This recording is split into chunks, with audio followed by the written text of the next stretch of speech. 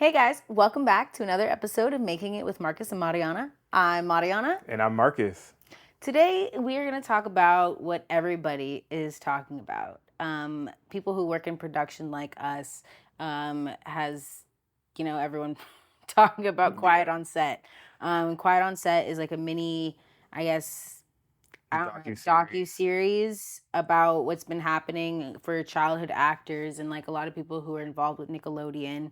And I think that's something that we especially grew up on. So just knowing that like that's out there, it kind of like took a whole different perspective on childhood television for us. Yeah, definitely hits home. I mean, a lot of the shows that we saw them talking about in there and a lot of the actors that they mentioned were totally the stars of the shows that I watched when I was growing up. And, in a way it feels like we kind of got cheated a little bit now, like looking back at it, like a lot of that stuff was real and it's Yeah. unfortunate, really. It's sad. It's sad to think that kids who are going through that, like I know that me at like 10 years old, I didn't know what some of the things that they were talking about on there was that was sexualized for children, and that's not like fair to them to like then be put out there in the open and that actually happened to them, and everyone on set working there is an adult. So like the fact that the adults know and they're just talking about, Zoe on Zoe 101 getting this ooze in her face, and it's like we now know what that is as adults, but like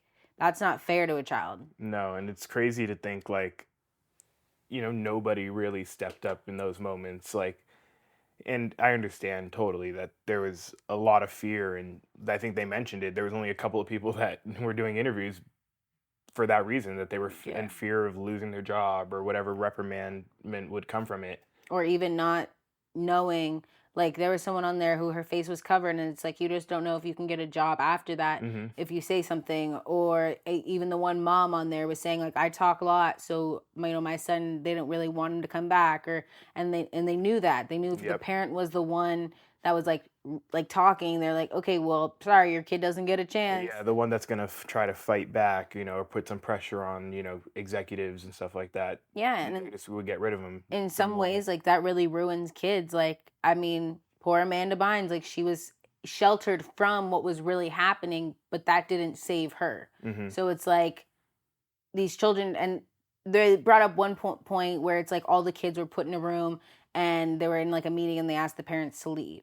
And that's when they wanted to talk about the sexual, like if anyone's like been whoever was arrested, Brian Peck, and then if they wanted to like talk about it, and everyone's just like, why would you even take the parents out of the room? It's like the parents should be there when the kids are talking about it. Yeah, like I would be pissed. Yeah, because as a parent, I'm sure the parents themselves, I'm sure all they care about is how their kid feels about the situation. It doesn't matter. The kid shouldn't have to express that to their boss. Well, yeah, the safety of their parent. Like Drake Bell's dad was like, "Oh, I'm glad that guy finally got caught. Like I always knew something was up." And it's like those are the parents that like are aware and protect their children, and it's like they still can't win sometimes because of the politics in it. I'll say. Yeah, I mean, they almost figured out a way to like shun the dad out, manipulated him out of the way. The mom and just a few other people in general, like were able to get him out of the picture so that he wasn't able to continue to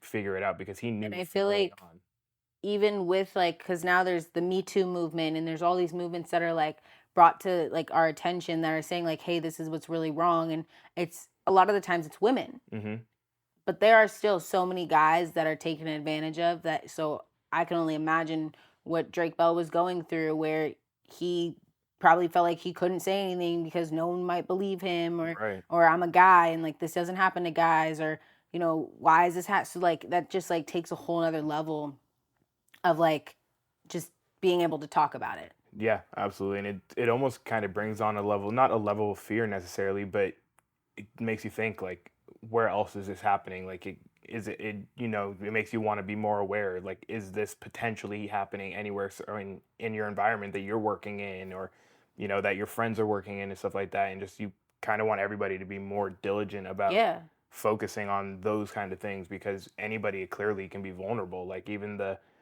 famous rich kids that are on there to do their job and just make fun and entertainment television. The one kid was saying, he was like, man, I just want to get the next season so I could get my family out of like the Yeah, ghetto. And it was like the hood, and it was like that really like also hits home because it's like you fight and work for this position, but someone else is in control of where you can end up, and yep. that's not fair to these kids. And it's like, what is their ulterior motive with like me? Just taking it. They all they cared about was taking advantage of them. It was, I mean, for example, Dan Schneider was like, the first girl was like, oh well, Amanda came along and then I was gone, so it was like whoever the next money Mm-hmm. pot was, Cash cow. yeah, like straight up. So it was like, okay, Amanda's great, so let's go to her. And then, okay, now we want two guys, cool, Drake and Josh. And then it's like, now you got like iCarly. So it's like all Yeah. these things, and it's constant, and it that people only see the dollar signs. And I mean, money is the root to all evil. Yeah, money's roots all evil, and at the same time, and people don't necessarily see it and realize it that these actors and kids are really just people at the same time. They're not Mm-hmm. just the people that we see on TV. That at the same, they're really just acting, I just spelled no.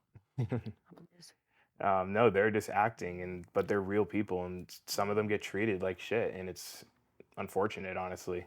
Yeah, I mean, that's where like their families, or you had said it actually, like people become, they said it on there, you brought it back up, that kids become the breadwinners of their Hmm. household, so that puts a lot more stress on them. I mean, I listened to Jeanette McCurdy's book. I'm glad my mother died, and so it's like she talks about her early childhood traumas, or not, to her they weren't traumas back then, but it was her mom just wanted her to act, and Yeah. everything to her was, if it makes my mom happy, it makes me happy.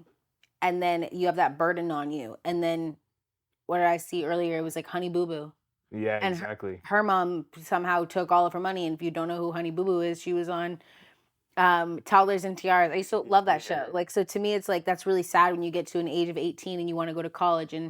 Now everything's gone. All the stuff that you did throughout your childhood, And it's and like, what? you finally think I'm you gonna sue my cash mom? in. Yeah, exactly. What are you gonna do? What are you supposed I to mean, do? yeah, like you totally could in that sense. But it's like, I mean, she said that she did it right and she took her money in a way that she can't come back and sue her. But like, still, it's like that creates such a void in families. And I know, Totally. especially money, like when someone passes away, it's in the what's in the will and who gets what. And like, that's an issue. So it's like, I feel like money, again, root to all evil. So whenever it's someone who has to make a big decision based off of how much money I'm going to make at the end of the day and not care like who's left to in the dust. Yeah, it really can corrupt people and just kind of it that'll show people's true colors. Seeing when people like come into a lot of money or whatever it is like that, if they become into like a manager position or something like that, and they see what it's like to have that power and have that control of a situation, you'll see their true colors come out and see how they respond and react in those situations.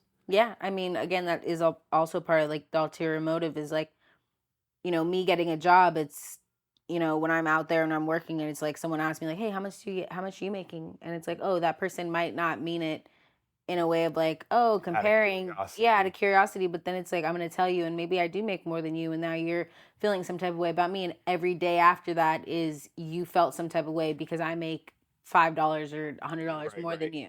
That's not fair. I know, and it's crazy because that is kind of a culture like at work to not necessarily talk about how much you make and stuff like that because people really do use that against each other and they spin it in ways where it's not necessarily the truth and make people to be bad, like worse than they are, and make people out to be you know fiends, like almost they feel like they're some people are so weird about that. But I think it's fair because I was in a work environment where I know that that did affect other people. And it's like Yeah, you're for in the sure. same position and you don't really know what someone else goes through or how many jobs they've had previously to get them that extra $100, or, so I do agree that you shouldn't really talk about how much you make in the workforce because that's your business. No one should really go around talking about, obviously Hmm. there's a base price. So if you need help, like I remember my first job as an associate producer, I didn't ask, or I didn't negotiate, we'll say, my pay. I didn't even know that was an option. Yeah. And I ended up being the best AP there that season. And I realized, I was like, man, I'm the best AP, but I'm getting paid the lowest. I booked the most amount of stuff here. Okay, next time around, I'm going to, negotiate a little bit more for myself and know that like I'm worth something more. Sure. And I was able to reach out to my supervisor and say, hey, like, what is a good range or price to ask for? And especially if someone's helping you get that job, like, you can definitely turn to them and be like, hey, like, I'm looking to get this job, and, they're asking me how much I got paid, and I want to say more. So, and I think there is a fair ground in who you can and can't talk to about certain things like that. Again, it's all about who you can trust and that first, like, instinct with them. Like, if I'm like, immediately I can trust you, I'm like, okay, cool, I can trust you. If I'm like, I'm still going to tiptoe around you. Definitely. I feel like we both kind of have those good relationships with coworkers that we feel like we can go to them about, am I getting paid like the right amount, like for what the work that I'm doing and the amount of time that I'm putting into this? Because there might be other people that are making, a few $100 more than you and honestly not doing as much. And it's just, it does definitely leave like a little bit of a sour taste in your mouth, because why am I putting all this work in to get paid less? Yeah. Like, sure, it may not be our managers or supervisors' faults because they don't necessarily, you haven't come and spoken to them about it. So certain situations you can, certain situations you can't. I've definitely been in a job where I don't necessarily feel comfortable going to my superior and being like, hey, honestly, I'm putting in this much work and I do want some more money. And other times I have, and it's worked out for me, and it hasn't worked out for me. Yeah, because you can be scared not knowing, like, if I do ask, am I going to get fired? Right, like, exactly. Am I asking too much for them? Exactly. Like, am I going to become that needy employee that's never happy, and you don't ever want it to come off that way, because also that's not how I would approach it necessarily. Yeah, I feel like there's a middle ground between that, because, what are your boundaries for working? And obviously they only pay so much or whatever they can pay. But I feel like there is like a ground where it's like you're working 24 hours around the clock. Okay, pay me for those 24 hours around the clock instead of the 12 that you want to pay me for. Right. Yeah, no, it happens all the time. And because for me, I hire crews all over the country. So when they give me their prices, I know that is their rate that they probably necessarily, charge people for. But sometimes if we don't have that in our budget, or I wanted to save in certain areas so that we can spend more on other areas, I'll ask them to come down on their rate. And sometimes it's not necessarily seen as fair, and some people are very against it. Some people are very firm with their rate, and I totally respect it, because you know your worth. And I'm the same way. I probably wouldn't come down on my rate. Like, when I get my next job, I'm not getting paid less than I get paid now, or I'm not even, you know what I mean? Like, that's kind of always moving up. But in certain situations, I might do somebody a favor, and it's a low budget production. It depends on what it is. It depends on who it is in that sense. Like, I know I would take the same pay for a title in that sense. Like, say, like, another production wanted me on, and they were going to hire me as a producer with the same pay, but I got that title, and I can then take that title and go somewhere else with it. Yeah, that's fair. And totally. knowing something like that. I mean, if it was reversed and I was going somewhere lower title and lower pay, or anything in like that range of just like not giving me what I'm worth, but knowing like, oh, okay, like maybe I have to lose one to gain the other just a little bit. Yeah, and like, I think also even like just chasing your happiness in your job. So if you are in a space that you love and you're so passionate about, honestly, sometimes the pay doesn't even matter at that point, because you can feel that's like where you belong, and that's where you can build on your career. And maybe you are getting paid less than your previous job, but you're to be able to feel comfortable and happy in that position is it pays for itself in that way. Yeah, I agree, because I mean, at the end of the day, if you're not happy with what you're doing, why are you even doing it? Yeah.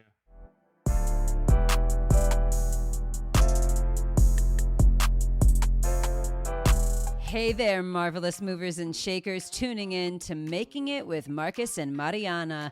Are you ready to be a badass in a career that brings you pleasure? I'm Madison, dear friends of your new favorite podcast hosts and friendly neighborhood pleasure positive podcast host. And holy F, I've got something mind-blowing for you. Brace yourselves, because your career is about to get a pleasure-filled upgrade. If you're ready to level up your career game and reconnect with your inner badass, you're in for a treat. Picture this, a 21-day self-worth reset course designed to unleash your inherent power, brought to you by the Pleasure Positive Podcast. We've curated the best exercises and pleasure practices for self-worth from over 300 episodes of our top-rated sexuality podcast. And trust me, this is a game changer. Every day, you'll have access to guided audio prompts, journal prompts, custom meditations, basically all the secret sauce that has turned our Pleasure Positive podcast into a must-listen phenomenon. But wait, there's more. Dive into our private Facebook group. It's like the Hogwarts of self-love, full of support and connection to empower you through the 21 days. Now here's the kicker. This transformative journey is normally valued at $37, but it's on the house for you extraordinary listeners of Making It with Mar. Yeah, you heard it right. Free. So if you're ready to treat yourself like the VIP you are, reclaim your essence, and kickstart an extraordinary career, sprint over to pleasurepositiveliving.com/makingitwithmar to snatch up your free gift. Your self-worth is like a rare gem. Precious, undeniable, and definitely worth flaunting. Don't wait. Take the first steps towards the career of your dreams. Visit pleasurepositiveliving.com/makingitwithmar now and let the magic begin. Disclaimer, this offer is as wild as a unicorn ride with limited time and quirky conditions. Check the website for all the delightful details. Once again, that's pleasurepositiveliving.com/makingitwithmar. pleasurepositiveliving.com/makingitwithmar.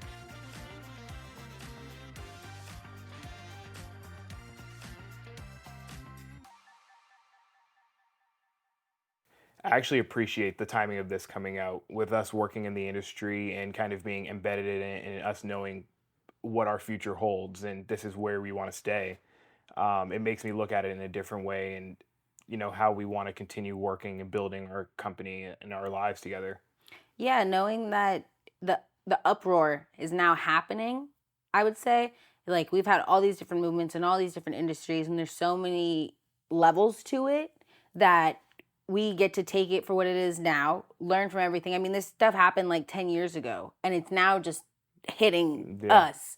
So I think that if we can take action and the people around us can take action, we're that next generation. Like, we are only in our, little later in 20s. Like, I'm only 27. So I know that I have the next 20 plus 30, 40 years to grow in this industry, and I'll be the EP and the head of the company. And I want that to just transcend down. Like how I am, I know that's how the people below me are going to be. So, and that it always starts from the top. If you're happy, everyone else is happy. If you're miserable, everyone else is miserable. So for us to have control in that situation now, I think it's amazing. Yeah, the way the industry's trending and, people showing actual respect to each other and everybody that's around them, I think that's the way we just want to continue to carry it as we go. And like you said, us being the young workers in the production industry, we have to be that leading force to show everybody that you can, have a successful work environment where everybody's actually enjoying work and enjoying the company of their, coworkers and everything. I think it's really important for us, and that'll be definitely something that we, make as an important factor in, our lives. Yeah, and whatever we do at work, I know that when I go into work, I'm happy. Like, I just want to be there. That's what I want to do. And anyone around me that isn't that way, I may not vibe with you. We're not the same level of happiness to be there. That's okay. You've probably been doing this a lot longer than I have. I get that.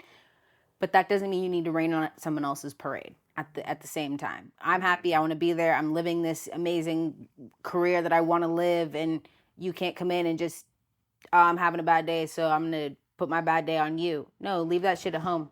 Bless you. Thank you. So it's just a matter of, really finding our middle ground in all of that. Bless you. I think it's really important for us to now have this understanding of what can go wrong and the signs of what it looks like when it goes wrong. I mean, I feel like if the adults aren't happy, and they just, you can tell that they're not happy, that something is wrong. Right?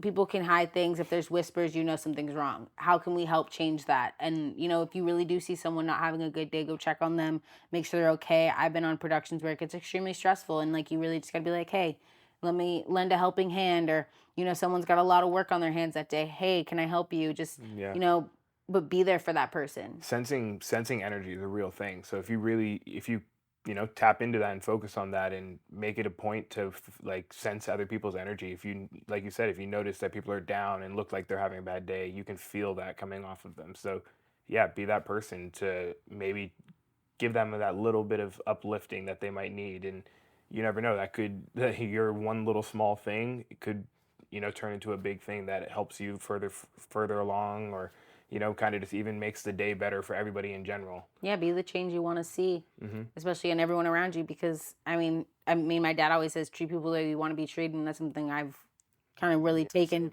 and brought into my everyday life. Because if someone's making me feel shitty or I feel shitty, I'm not gonna want the person next to me feel that way. And no production or any job or career or whatever you're doing is going to flourish if the people around you and you don't want to be there or aren't happy there.